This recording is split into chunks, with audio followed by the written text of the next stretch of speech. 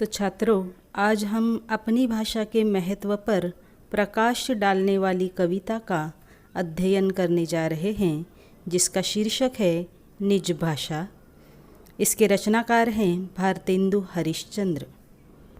कवि परिचय देखते हैं। भारतेंदु हरिश्चंद्र जी का जन्म 9 सितंबर 1850 वाराणसी उत्तर प्रदेश में हुआ और उनकी मृत्यु 6 जनवरी 1885 वाराणसी उत्तर प्रदेश में हुई। बहुमुखी प्रतिभा के धनी भारतेंदु हरिश्चंद्र को खड़ी बोली का जनक कहा जाता है। आपने कविता, नाटक, निबंध, व्याख्यान आदि का लेखन किया है। एक दृष्टि उनकी प्रमुख कृतियों पर भी डालते हैं। बंदर सभा, बकरी का विलाप ये उनकी हास्य काव्य कृतियाँ हैं। अंधेर नगरी चौपट राजा यह उनका हास्य व्यंग्य प्रधान नाटक है। उसी प्रकार भारत वीरत्व, विजय बैजयंती, सुमनांजलि, मधुमुकुल, वर्षा विनोद, राग संग्रह आदि उनके काव्य संग्रह हैं। तो आइए कविता का सस्वर वाचन करते हैं। निज भाषा उन्नति अहे, सब उन्नति को मूल, बिन निज भाषा ज्ञान के मिटत नहीं यको सूल। अंग्रेजी पढ़ी के यद्यपि सब गुण होत प्रवीण, पै निज भाषा ज्ञान बिन रहत हीन के हीन। उन्नति पूरी है तबही जब घर उन्नति होय, निज शरीर उन्नति किए रहत मूढ़ सब कोय। निज भाषा उन्नति बिना कबहु न हवै है सोय, लाख उपाय अनेक यों भले करी किन कोय। एक भाषा एक जीव एक मति सब घर के लोग, तबै बनत है सबन सो मिटत मूढ़ता सोग। और एक अति लाभ यह या में प्रगट लखात, निज भाषा में कीजिए जो विद्या की बात। यही सुनी पावै लाभ सब बात सुनै जो कोय, यह गुण भाषा और महम कबहु नाही होय। विविध कला शिक्षा अमित ज्ञान अनेक प्रकार, सब देशन से लय करहूँ भाषा माही प्रचार। भारत में सब भिन्न अति ताहि सो उत्पात, विविध देश मतहु विविध भाषा विविध लखात।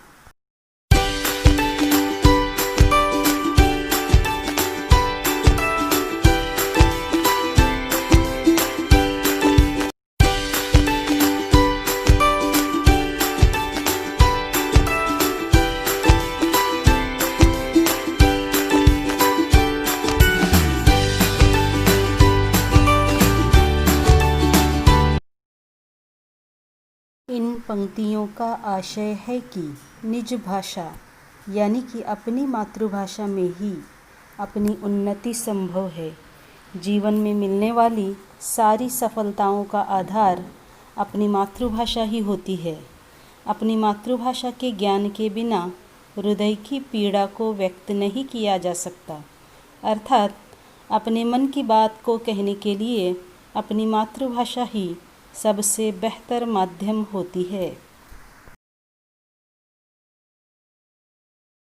यद्यपि आज के युग में अंग्रेजी पढ़ने वाले इस भाषा को पढ़कर सभी प्रकार के गुणों में प्रवीण हो जाते हैं, परंतु यदि अपनी भाषा का पूर्ण रूप से ज्ञान नहीं है तो व्यक्ति का संपूर्ण विकास नहीं हो सकता।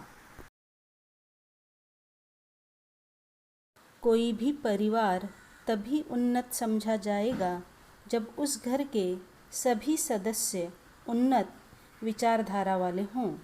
यदि केवल मुखिया ही उन्नत हो, प्रवीण हो, वह अन्य सदस्यों की उन्नति पर ध्यान न दे, तो परिवार के अन्य सदस्य मूर्ख ही रह जाएंगे।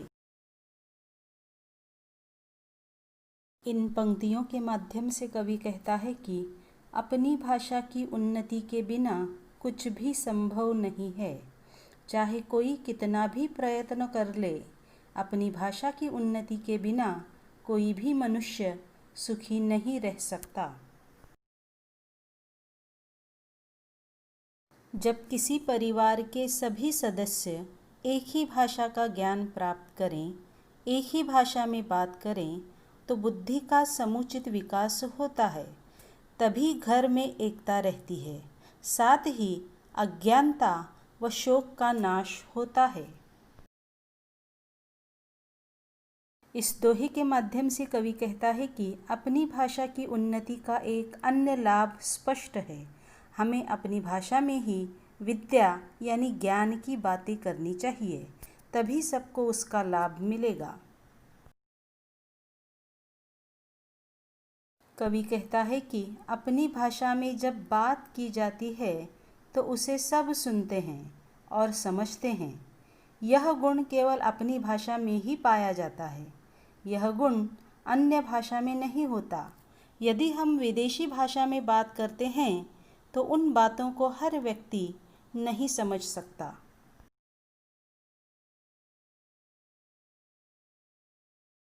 इस दोहे के माध्यम से कवि कहता है कि हमें विविध कलाएं सीखनी चाहिए। ज्ञान की कोई सीमा नहीं है। हमें अनेक प्रकार से ज्ञान प्राप्त करना चाहिए। सभी देशों की अच्छी बातें सीखनी चाहिए और उन सभी का प्रचार अपनी भाषा में करना चाहिए, तभी सबको उसका लाभ मिलेगा। कवि कहता है कि भारत में अनेक प्रकार से भिन्नता व्यक्त है। इसी कारण यहाँ झगड़े हैं। यहाँ अनेक प्रांत हैं, विभिन्न धर्म हैं और विभिन्न भाषाएं बोली और लिखी जाती हैं।